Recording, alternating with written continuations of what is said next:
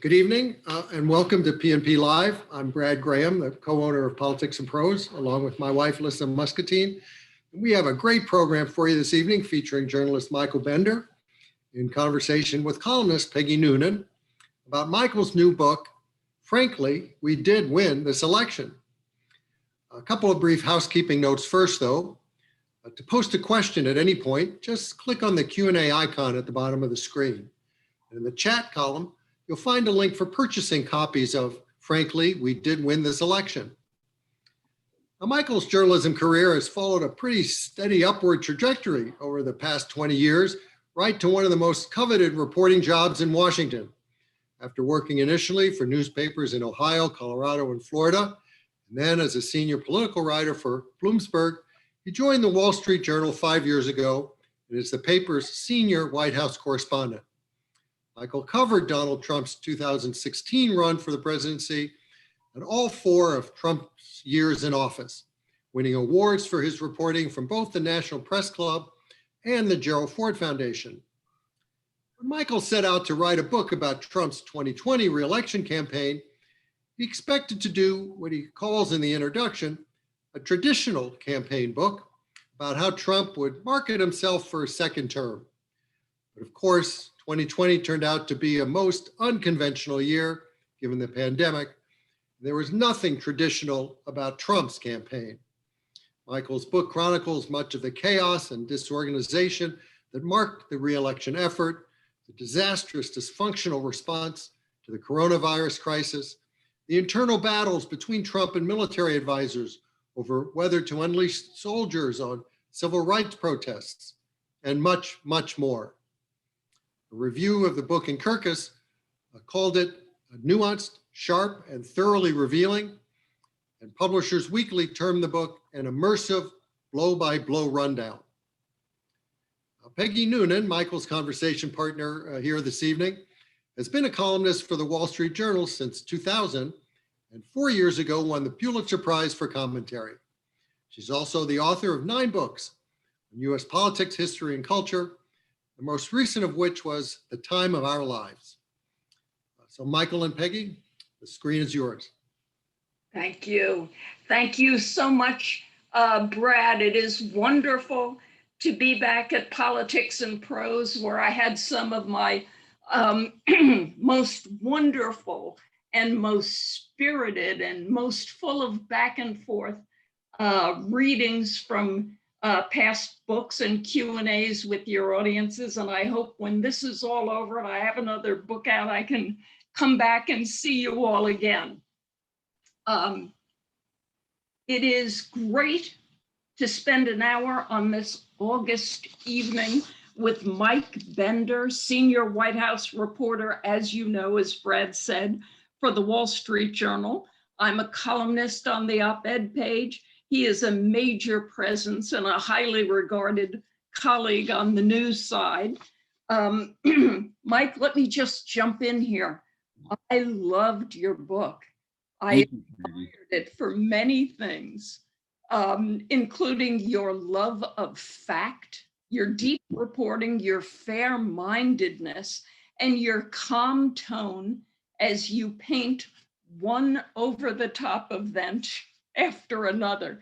It's really some kind of narrative.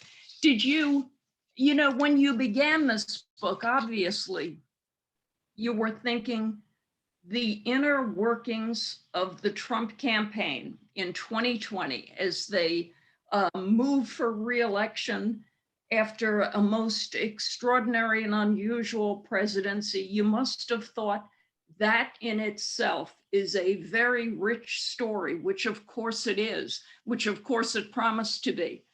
But you could not have foreseen the extraordinary events of 2020, pandemics, the head of the Trump campaign essentially having a nervous breakdown, all of the things that happened.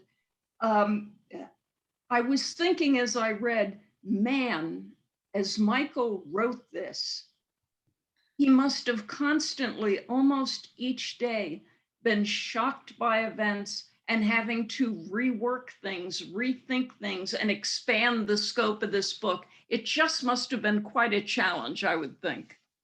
It was a huge challenge. And first of all, Peggy, thank you so much for doing this. I'm a huge fan, and it's just a huge honor to have you moderating this tonight. So thank you very, very much. It was more than I bit off way more than I could chew on this one. That's for sure. I mean, had I known back in 2019 when I agreed to do this at the end of 2019, what was in store in 2020, I'm not sure I would have agreed to do it. I mean, it was things happened so quickly in 2020, and that's coming after 4 years of covering Trump on the campaign trail, 3 years in the White House, where he is 3 news cycles in a single day, even though the Journal only paid me to cover one of them.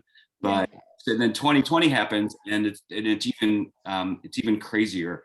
And there was there was no time really even to think about this book. It was just keeping up with the story in front of us. You know, I mean, the presidential election every 4 years is the biggest story in the world, and that wasn't the case in 2020. There was so much happening with the pandemic and with the civil justice protests and the economy, and then all of it kind of merged into one, that we didn't really focus in on the campaign until the end of the race, till really the final few months. So yeah, I mean, after the race ended and I kind of sat down and outlined the chapters, it was kind of a holy shit moment there, where every chapter seemed like it was its own book. And yeah, I mean, thankfully I have a very, very supportive wife, and a very, very supportive family, and that was able to take a lot of my responsibility, and you know, in a time when during a pandemic, when everybody's stress levels were higher, everyone's daily routines had been disrupted, and then here I come adding to that, asking for help, and they said yes every single step of the way. So I'm very, very lucky to have had that help. So tell me, you mentioned right from the get-go in the book, you have something that struck me so hard for its almost a sort of detached empathy and factuality with which you approached what I thought was the wonderful kind of narrative thread of the front row Joes, the men and women who were great Trump supporters, who went to his rallies, who made friends with each other from throughout the country, and then started deliberately traveling to rallies and seeing each other. I think there was one marriage in the group. I think there were many friendships, and clearly they got to know you and they got to trust you. Yeah. Tell us who the front row Joes were, and tell us, Michael, what learning all about them told you about this current political scene that we're living in. Definitely, thank you. I think one of the things is I wanted to make this book readable and interesting to people. I mean, there's no shortage of Trump books, right? You could fill a library with books about Trump over the last 30, 40 years. I've written over 1,000 stories about Trump for just the Wall Street Journal. I wanted to give people something that a reason to keep turning the pages here. So I do think this book is the only one to date that explains Trump with inside the room details from the Oval Office, under the hood of the $2 billion campaign, exclusive memos, text messages, and into some of the decision-making process there. And another unique piece of this is the front row Joes. I effectively embedded for 2 years with the people who go to 30, 40, 50, by the end of 2020, 60 rallies. And what I wanted to do here was understand through them a little bit more about this movement. What about them as people, as men and women, had them coming back again and again to effectively see the same show. And what it told us about Trump, that he could elicit this kind of energy. And what I found was, I was very, very lucky that these folks trusted me to tell their story, and I'll forever be grateful. I think it really enriched my reporting and understanding of this movement in our country right now. And these are folks who have a lot of time on their hands. They're recently retired or almost retired. They're maybe never had kids or estranged from their families. And Trump, they were drawn to his energy, the sort of celebrity, in the same way that a lot of people were drawn to Obama. I mean, some of these folks had voted for Obama before they voted for Trump, based on, about Obama and Trump both wanting to end endless wars and a little bit of the policy overlap there. But they started going to these rallies and saw some of the same people. And in a way, Trump had made their lives bigger, their worlds bigger, their lives richer. They started staying at each other's houses on the road, splitting hotel rooms. One woman and I met another man, and they went to Hong Kong for a day. They flew from Michigan to Hong Kong for a day to march in protest of the extradition laws there that Trump had said he opposed, wave the Trump flag and fly home. And the story of 2020, I think, is for them, they're misled right along the way, whether it's COVID or election processes or Fox News, and what ends up happening is the worlds have gotten smaller and smaller by the end of the year, when Fox calls the election correctly in Arizona and then across the country, and Trump claims fraud. A lot of these people just turned off Fox News. What had been kind of the background music, background noise of their lives for years was gone, and they get their news from a smaller and smaller number of sources. And some of the people kind of you start to question it a little bit. Some of them met fatal ends on the campaign trail in 2020. And I think it was really important for me to understand in 2020 to be able to I think tell the story of Trump more richly. But even now, maybe even more so now, is just a really pressing question who these folks are, not just for the Republican Party, but the country. Trump drew thousands of people to Ohio in June, drew thousands more to Florida last month. And I think it's important to understand who these people are on a human level, that they keep coming out for Trump despite January 6th, despite what we know about January 6th, right? I mean, more than 500 people have been charged, people starting to receive prison sentences, and these are not, it's not Antifa, these are Trump supporters. And yet Trump still maintains a pretty strong hold on the party.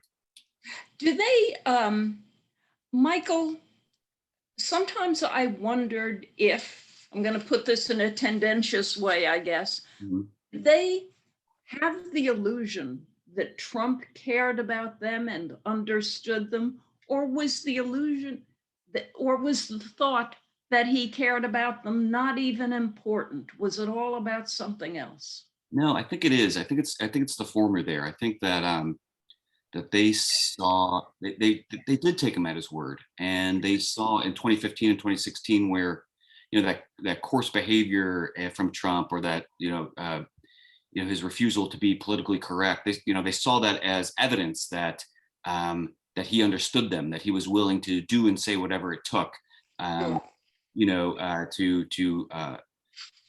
not to get elected, but to kind of break Washington and for them, to fight for them in a way that no one had before. And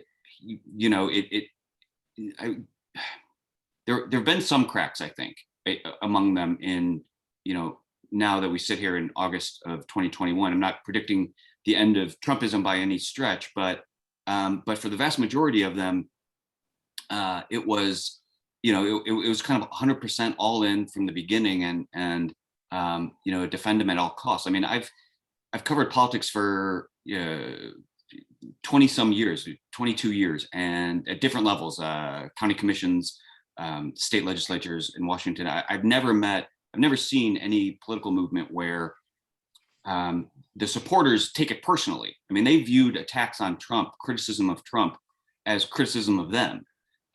So all of that, it didn't, instead of working to dissuade them or anything like that, it just reinforced their support for Trump in the end.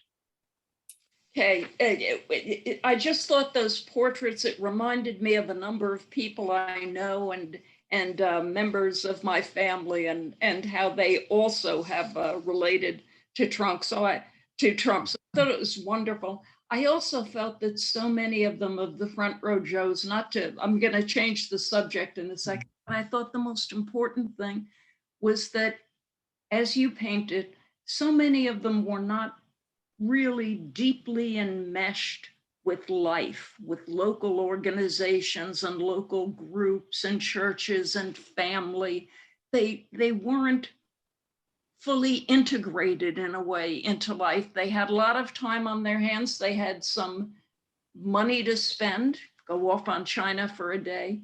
But also somehow when Trump came on the stage in 2015, they found a home. They found a central organizing principle. Yeah. And I've just seen that so much. All right, here I'm gonna jump around a little bit.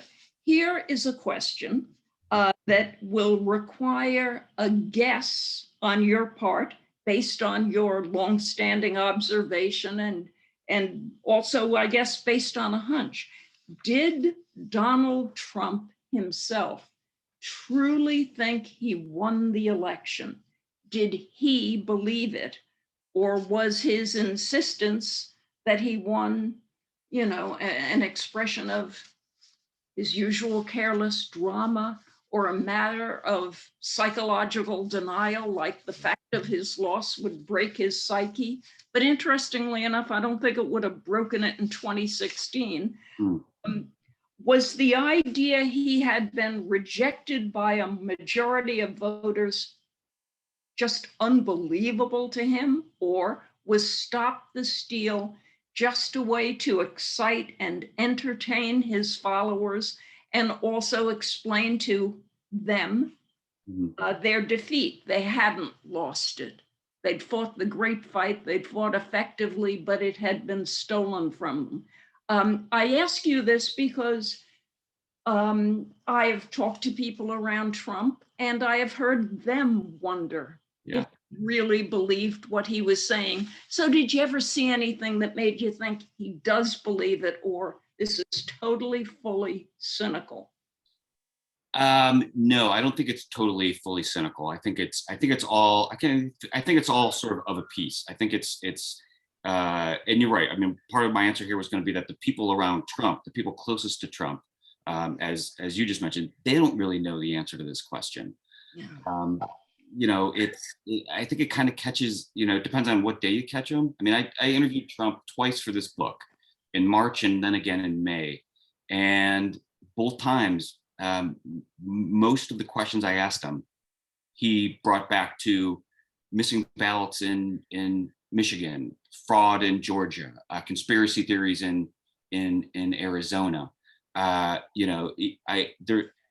detail in the book here at one point where I ask him about, you remember that Sidney Powell's been sued by the elections company that she has repeatedly said, through the election, basically Joe Biden, right? And her defense in court was that her claims were so ridiculous. I mean, effectively, her claims were so ridiculous that no right-thinking person could have believed she was being serious.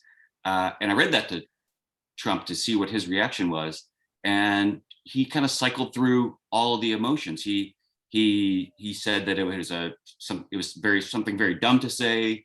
He doubted that she had even said it. He wondered if it was some legal boilerplate, and all the way to the end where he gets to the end of this little rant and says that, well, she never really, technically represented me. You know that, right? Distancing himself from her. I think it sort of depends on it.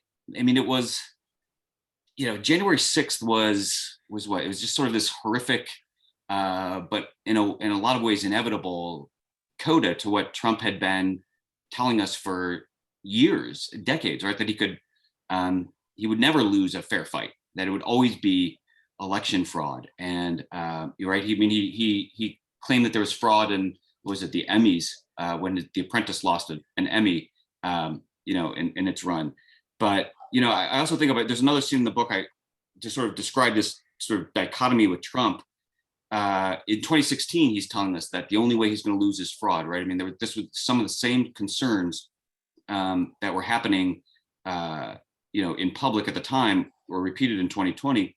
But behind the scenes, I have this scene where it's 2016. He's worried he's going to lose. He's talking to Melania and some other people, and he tells Melania this plan about how on election night he's going to have the plane all gassed up, and if they lose, he's not giving a speech, nothing. He's going to come out. They're going to Monaco. He's going to be in his tux, and they're going to live like kings in Monaco for a few days. And Melania erupts in laughter to the point where it's kind of takes some of the other people at the table off guard a little bit awkward. And Trump says, what's so funny? And she kind of catches her breath and she says, Donald, no one goes to Monaco in November.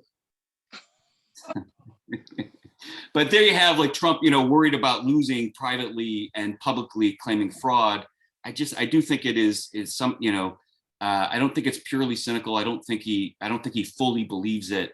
I've sort of seen him, run through this cycle. So, but certainly at the end of the day, he does think it's, he's going to protect his brand. And Republican leaders now in Congress, you see them feeding into it. I mean, they think that there is something to this, right? That Trump didn't win. They know that, but they see a way to energize the base, using election security issues as a way to energize the base heading into 2022 and beyond. Okay. One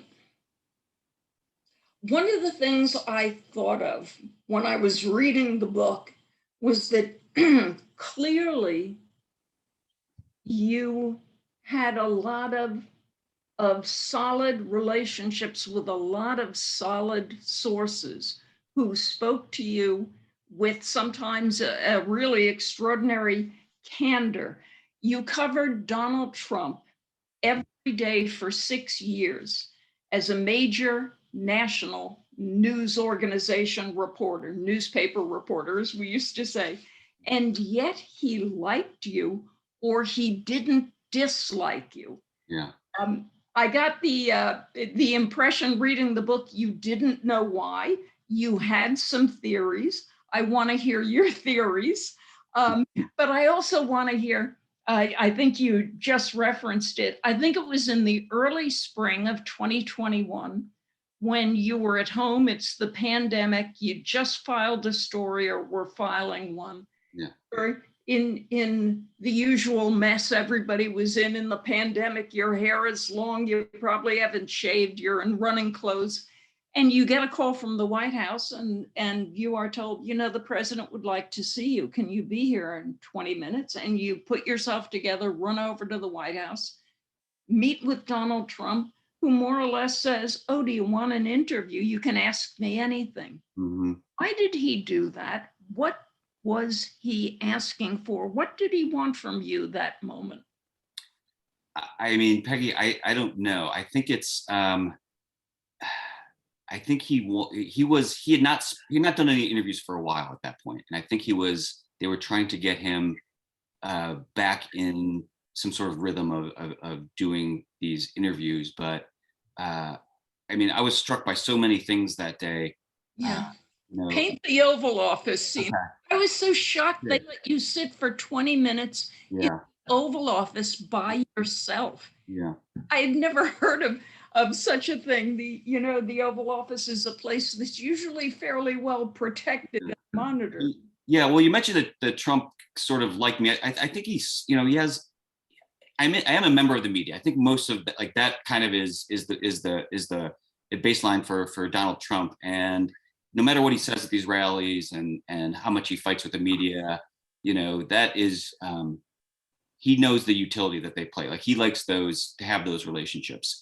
And he wants to be talked about. Being criticized is worse or is better for him than being ignored. And I did work for the Wall Street Journal, a paper that he had a certain amount of respect for, and had respected the reporting I'd done on him for a while. I mean, I'd interviewed him at Trump Tower as a candidate back in 2015 and 2016, and so we had a bit of a relationship, and he'd done a number of Oval Office interviews with me along the way. So we were he was familiar with me, and he liked my hair. That was the one thing he always, every single time complimented or had a comment on, which I took as a deep compliment from someone like Donald Trump. And to set the scene here a little bit, he actually called me in April during the pandemic, it was about a story from a few days earlier, like the 8th or 9th paragraph in the piece, wanting to dispute a few of the words. And we ended up talking for 20 minutes. And, sort of to my surprise, it was right before one of his COVID news conferences, where he told me at the end of this conversation that he was supposed to be prepping for the news conference, but he had spent all the time talking to me, so that if he went out there and bombed, he was going to blame me for it, which I believed him. But he said, he asked me why I hadn't been coming to the news conferences, and the truth was that I had some COVID concerns with the family, and I was trying to be safe, and I was more or less quarantining, and he had said he told me he could get me in, like kind of like almost like a bouncer, at the club, like you put me on the VIP list. And when I told him I probably wasn't going to come, he invited me in for an interview, and I said that we can do. So I followed up with his press team and said, whatever, please, like, the only thing I ask is don't call and ask me to be here in 5 minutes. It's the pandemic. There's a lot of dynamics in the family, and yes, I'm in full work from home mode, working the same clothes I'd been wearing for several days. So fast forward a couple of months, and sure enough, they call me and say, "Can you be here in 5 minutes?" And I'm going to reference my wife again here, who's Ashley Parker, the wonderful and talented Ashley Parker, the White House bureau chief for the Washington Post. She basically drives me to the White House while I'm jotting down questions and texting with my team and getting more input on questions. And I show up and meet with the press secretary and the communications director, and they tell me, you have a 45 minutes or an hour here, whatever you want to ask is fair game. I mean, they had, I asked if there was going to be some news he wanted to break or something I could kind of get my notes ready for or be thinking about. No, he just wanted to do an interview, and you were on the tip of his tongue, so we called. So, the John Bolton book had come out that morning, or had been leaked that morning. So there were, we spent the first few minutes of it talking, him responding to that, but I don't get the sense that was why he called me in. I think it was this sort of mood struck him, and we spent an hour plus going back and forth. That was the interview where the sort of big news people remember from that interview was where he claimed that Juneteenth, he had made Juneteenth famous. This is yes, I remember, before his Tulsa rally. So that may have played a part of it too. He was trying to get ready for this first rally in months, maybe trying to sharpen up a little bit in that sense. But it was just this like wide-ranging interview that touched on all of these different topics, and it was, where he told me that he had made Juneteenth famous, that he had said that he had pushed back the rally after a Black Secret Service agent told him that how important Juneteenth was to the Black community, and told him that he had been personally offended by holding a rally in the middle of these civil rights protests on Juneteenth in Tulsa of all places. So it was, Trump is, it can be a very revealing interview when he wants to be. So. I should note, let's see, it's 7:30, and we're going to go in about 5 or 10 minutes, I guess. The viewers should know I'm going to start to take a look at the questions that you are sending in for Michael Bender. I'll take a look at them and then read them to Michael as they come in. So that is, everybody, your 5 or 10 minute warning. Michael, I told you in advance I might geek out on Theodore H. White. Yeah. is making of the president series. Mhm. Kept thinking of when I was reading your book, but now I'm going to swerve and not do geeking out on Teddy White. Although short answer was, Teddy White's books made a huge impression on me. When I was a teenager and a young woman, he was doing wholly original work, covering presidential campaigns, which nobody had really ever thought to cover before, and doing them in a beautiful, smooth, broad gauged narrative. And he just swept me about politics. Mm. I was a kid. He made it sound, he really captured the romance of history, the romance of politics, and the high stakes faced by people involved in it. So just quickly, was Teddy White a big deal to you when you were a kid? And was he ever on your mind when you were working on, frankly, we did win this election? Yes, I mean it's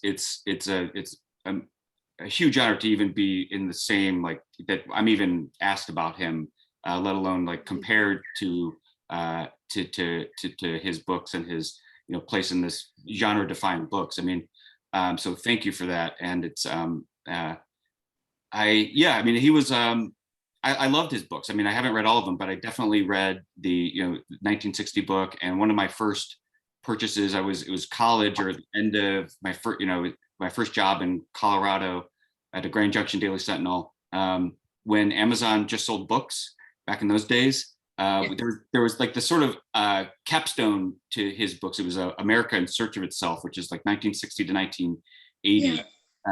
That was the one that I really devoured and really loved. But yeah, I mean, that was, whether it was that one or, the sort of urgency of Fear and Loathing on the Campaign Trail, or like the sharp analysis of political fictions, or the depth of what it takes. I mean, I ate up all of those. And certainly, I mean, my, kind of coming of age book was Game Change, and sort of redefined the genre again. But yeah, I mean, those were, I would have loved to do something in, it kind of tribute to some of those books, but 2020 just moved so quickly that it was hard to, kind of keep track of what was happening just right in front of me, instead of trying to, incorporate some of that stuff. But yeah, I mean, I love Teddy White. I mean, those books are, wonderful. All right, I think I'm going to do one more question and then we'll open it up to the floor if I can press the right button here. Something I grew more and more curious about, Michael, as I read your book. You are a major front page White House correspondent for the Wall Street Journal. Mm-hmm. Your wife, whom you mentioned a few answers ago, Ashley Parker, fabulous reporter, just terrific. She is, I think, White House bureau chief of the Washington Post. Mm-hmm. Okay, you each represent separate and competing news organizations. You are both covering the White House. You are both covering the extraordinary Trump White House and the extraordinary 2020 election. Mm-hmm. You can't tell her about the scoop the Journal just got. She can't tell you about the investigative project the Post just launched. Mm-hmm. Make it more complicated. Suddenly there's a pandemic and you are both working at home with an occasional earshot of each other. Mm-hmm. I thought, as I read by the end, I thought, this is a Katharine Hepburn movie with Spencer Tracy. You are Pat and Mike. You are Woman of the Year. How did you do this on a daily basis? Tell us about that. And is there any chance at all that no one has come to you and said, this is a movie, I want the rights? No, we have not sold the movie rights to our marriage yet, but everything, open to negotiations, open to discussions, I suppose. No, it was yeah, it's kind of both sides of the coin. It's great and it's terrible. it was really nice covering someone like Trump and for all the pressure and all of the battles you have with the White House and people outside the White House, Trump world sort of broadly, to be able to vent about that, about people sort of like second and third tier behind the scenes folks that no one else knows except other reporters at the White House, and not have and kind of fall into a conversation about, this happened to me and can you believe what this person said or did or didn't do, that kind of thing. So there was a lot of talks about that, right? And that made it in a lot of ways easier to cover. It was hard, especially during the pandemic. I mean, we were in a row house in Washington. We had a nanny share on the first floor of a couple of 2-year-olds. My 10-year-old was in virtual school on the second floor. And then the third floor in our bedroom was, like you said, two competing journalists on the same beat, in kind of opposite sides of the bedroom that has now been turned into an office and the Peloton room and the cafeteria and all those things. But I'd say we were competitors, but the truth is, Peggy, I usually came up on the short end of the stick on that one. I will tell a quick story about. And the one thing was that there was enough news in Trump world, right? There was so many things happening that what helped is that there was a lot to go around. So even though this is kind of hard to believe, very rarely were she and I ever kind of tracing the same exact details of a story, except this once, which was when Rex Tillerson got fired, and I was home first, and she'd come in the door and said, "I need to work tonight. I need the bedroom." And I said, "Well, I need to work tonight, and I'll take the first floor." And it was this back and forth, and kind of to the opposite corners of the house until the next morning when I was in the newsroom, and one of my colleagues from across the newsroom said, "Hey, Bender, Ashley just broke that Tillerson got fired." And the one time in 4 years in the Journal that I actually threw something across the newsroom, and luckily it was early enough in the morning that no one was it didn't hit anyone, but yeah, I mean, it helped that probably that she, pretty regularly beat me on those stories. All right. Michael, how old is your oldest child? 10. I have a 10-year-old daughter. Yeah. That is a 10-year-old daughter. What does she think you do for a living? What does she think Ashley does for a living? How does she understand that? She's a very precocious 10-year-old, being raised in Washington. She knows, what's going. I mean, I brought her to the White House a couple of times for. I will say, the days where the Trump White House was flawless was on Bring Your Daughter to Work Day.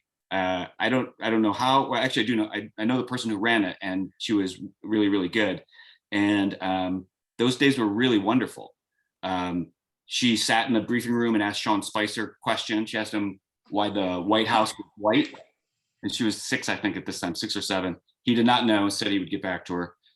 She met President Trump. Trump told her that he liked her. He liked her dad, who got the story right about 80% of the time, which again, like I took as a huge compliment. But she was very confused because she knew she would get, she would hear it if she was getting 20% of her answers wrong at school. Yeah, right? yeah. You're getting only a B there. She thought, "Daddy, why are you just a B?"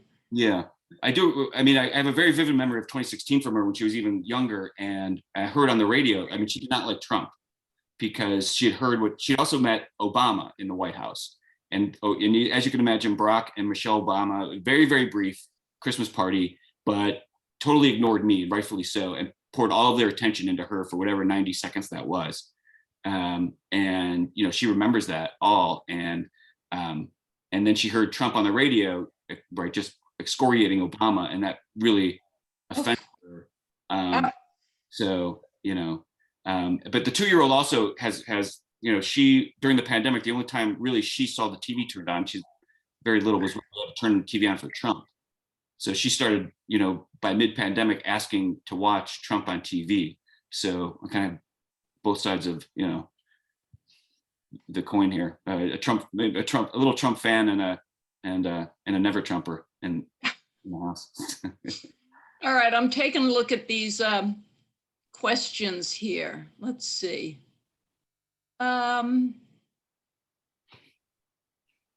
Noonan make her questions more succinct? I'm here to hear Bender's thoughts. Exclamation point there. No, you've had great questions. This has been really fun. Thank you so much. Let me ask you, somebody asked about Donald Trump got 74 million votes in 2020. Do you think that is the high watermark for DJT? Based on what a disaster his 2020 campaign was, shouldn't those in the Biden camp and on the left be secretly wishing for Donald Trump to run again? You got an opinion on that? I don't. It's a good question. I think Democrats are going to have their own issues and have their own issues to be kind of rooting one way or the other for what happens in the Republican Party.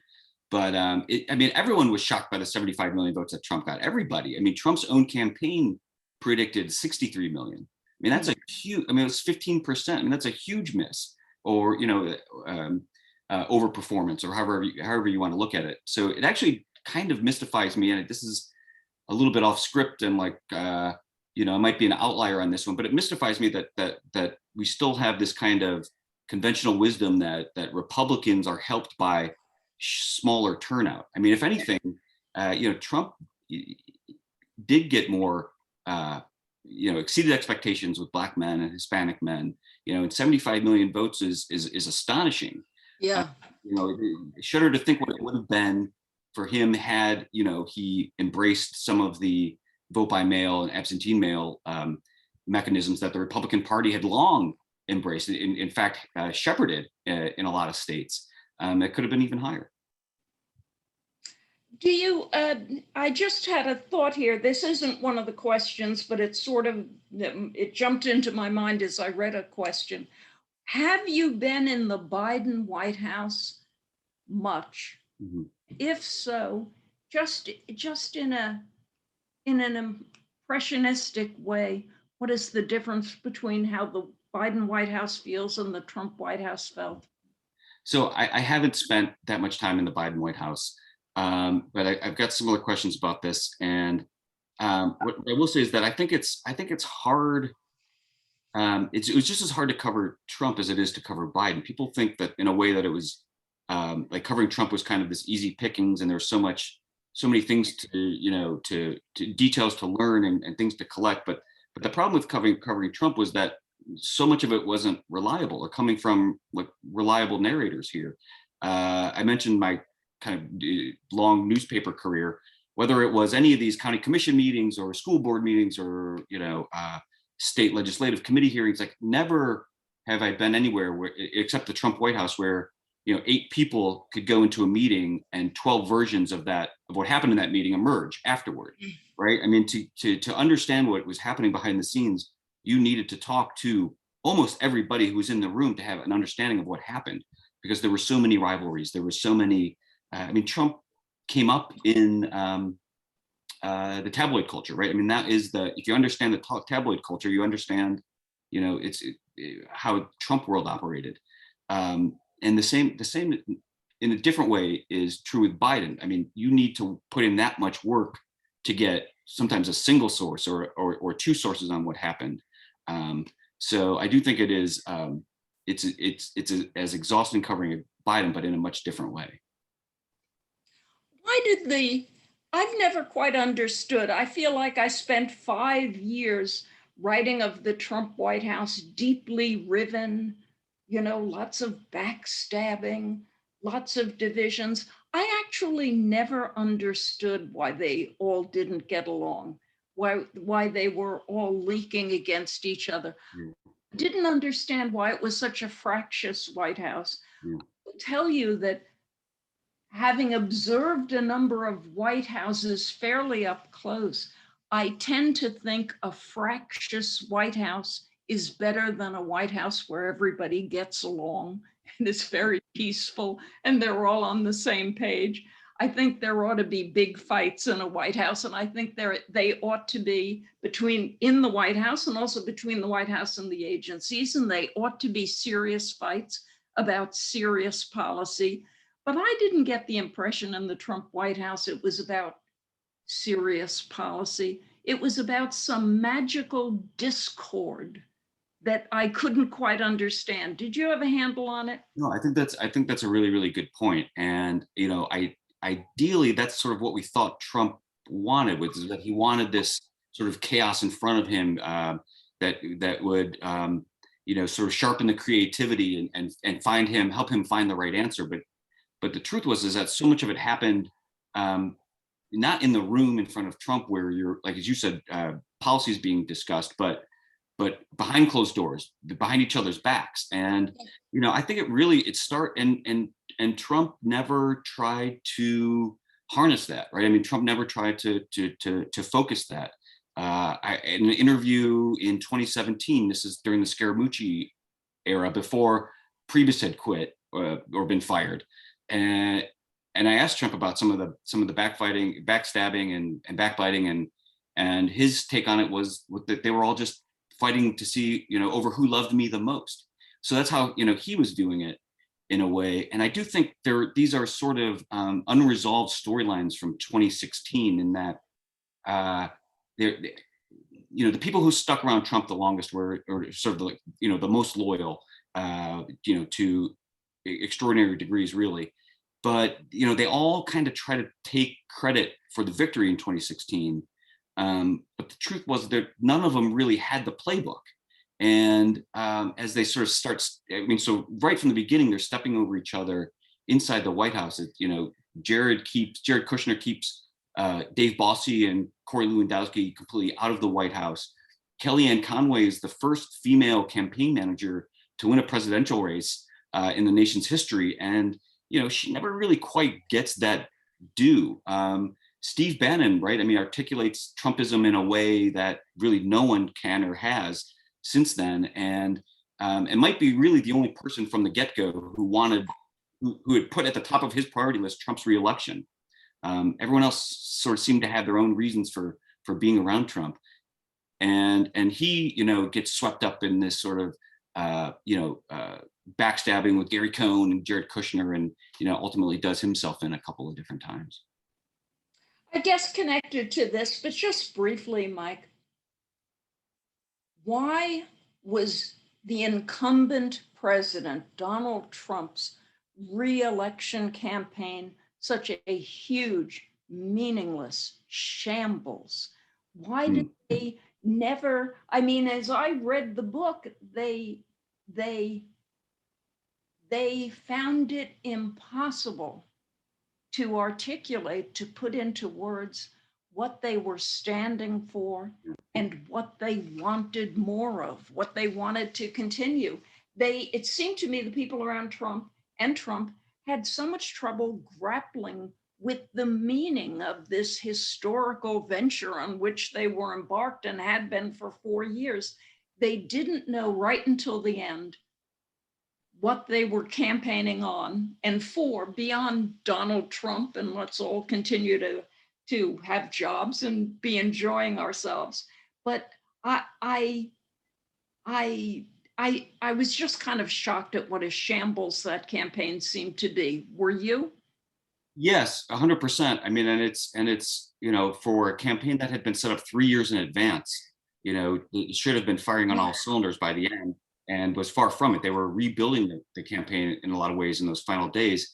I mean, I think broadly, the big problem is that Trump never really resolves in himself what he wants us to be. And it's kind of personified here by Jared Kushner and Brad Parscale. He's kind of like two Trump's id. The Kushner is the kind of cold, bloodless businessman that Trump idealizes. And Brad is, pop culture marketing advertiser who wants to do, lean into branding and salesmanship and sees the energy in that. And in some ways, someone like Brett should never have been running a re-election campaign in 2020. But on the other hand, he was sort of the perfect guy for Trump because Trump is such an unusual candidate here. And he gives the job to Brad. Brad builds more or less a $2 billion advertising firm for Trump. But in the final days, Trump, gets rid of him effectively and puts in charge Bill Stepien, who is more of an accountant. And Bill gets, deep in the weeds and, wants to shrink costs and starts canceling, lunch for the campaign, trying to save money, which, just confused people and, and effectively rebuilds their data operation, their polling operation with just months to go. And still with no real message or focus from Trump on what this campaign is supposed to be. Did Trump know that about himself, that this was a major weakness, that he didn't know in a way what the theme was here? You just think, look, I hire people to do that. They've left me down as usual. Well, I mean, the way I sort of address that is as after Tulsa, the one rally, right, where MAGA Nation doesn't show up for him, kind of the beginning of the end at that point. And the feedback he gets from all corners, he kind of sidelines. It's the one sort of time that he really sidelines Jared. He brings in other opinions, and people tell him two things. One is you have to focus. You either have to focus and find your message and figure out what this campaign is about, or shake up the campaign. And for Trump, the people around him knew that was never really going to be a choice. Trump was never going to, choose himself or change what he was doing. It was always going to be someone else's fault. And that's the decision he makes. And, which basically kind of starts to unwind the 2.5 years that had been put into the campaign at that point. Michael, if it hadn't been for a historic pandemic, and what I have felt and argued was the most extraordinary and historic bungling of the challenge of the pandemic, is it possible to say, from your vantage point, having observed for 5 years, is it possible to say, if it hadn't been for that, this historic fact and its bungling, he would have had a good shot? I think I infer from your book that he was in pretty darn good shape before then, or at least Trump, that he was in good shape before then. Yeah, people forget that. In February 2020, Trump is at the kind of high watermark politically. He's been impeached, yes, but he survived and he's thriving. And the polling shows that the American people kind of blame Democrats. It's a fundraising boom for his campaign, and it all kind of starts to fritter away pretty quickly when he tries to sort of impose his own reality on a pandemic that had its own had its own agenda. I mean, I've put this question to people close to Trump about this. One is, the one thing that happened amid COVID was just the disastrous debate performance he had in Cleveland. Yeah. And and that was, we were at the Journal, we're lucky enough to have a poll between that debate performance, but before Trump tests positive for COVID himself, just a few days later, kind of in that window, and saw his numbers just tank from that. So that kind of seemed to seal the deal for a lot of people. But I was struck by a very senior person inside the White House who told me when I asked that question that if it wasn't for COVID, Trump would have found some other way to screw it up, which very, no kidding. Say that again. That's so interesting. Yeah, that Trump insisted so many times on shooting himself in the foot. So many of Trump's problems were of his own making that this person believed that had it not been for COVID, that Trump would have found some other way to lose this thing, even by a few states. I've never heard anybody say that. That's so interesting. Michael, we're coming up on the end here. Maybe I'll just ask you, is there anything that you sort of wanted to cover that we didn't get to? I know there's a great deal, the 2020 campaign just continues to fascinate me. I can't read enough about it. So your book was a great gift for me. What do you think, I guess I ought to ask, as a longtime observer at this point, after 5 or 6 years, Donald Trump's future? Mm-hmm. Do you imagine when you think of the 3 words, Donald Trump's future? See, I knew you didn't need me to ask a question. I was never gonna be, suggest a question to Peggy Noonan. There's nothing I could come up with that would be more poignant than your questions, and that is a very good way to end it. I think we'll see, right? I mean, he wants to be part of the headlines. I mentioned earlier that there's no bigger sin for him or travesty for him than being thought of as boring or being ignored. So he wants to be part of the conversation. He wants to, be told that he's, still the most powerful figure in the Republican Party. But the fact is, we're going to have to see what 2022 has in store. He's made 24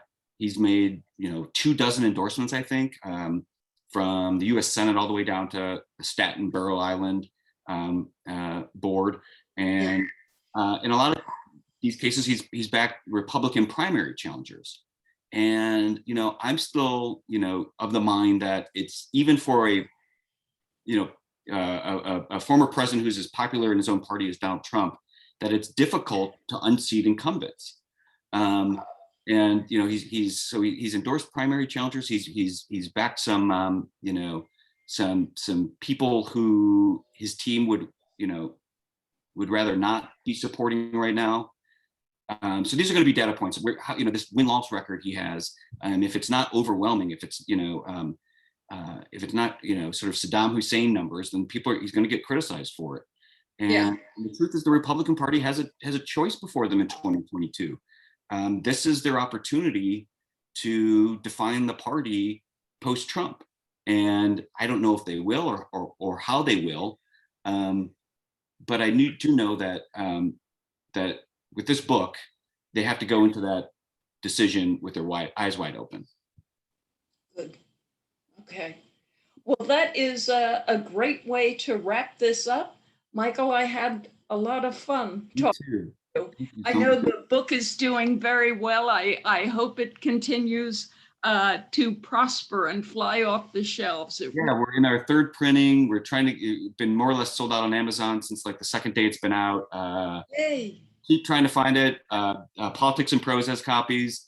The ebooks are always available. And I'm just so touched that people are interested in this book, and it's doing well. It's been more than I'd hoped. So thank you so much. And this is a highlight for me. Thank you very, very much. Thank you, Michael, very much. Thank you, everybody who called in and had such smart questions. And Bradley, thank you, and back to you.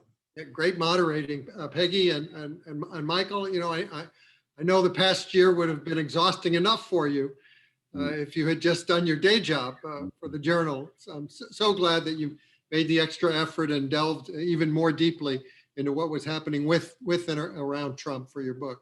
Thank you. To everyone watching, thanks for tuning in. A reminder that in the chat column, you can find a link for purchasing copies of Frankly, We Did Win This Election. And you heard Michael say that while Amazon may be sold out, we not only have copies of PNP, we have signed copies. Sure. So please order as many as you'd like. From all of us here at Politics and Prose, stay well and well read. Thank you. Bye.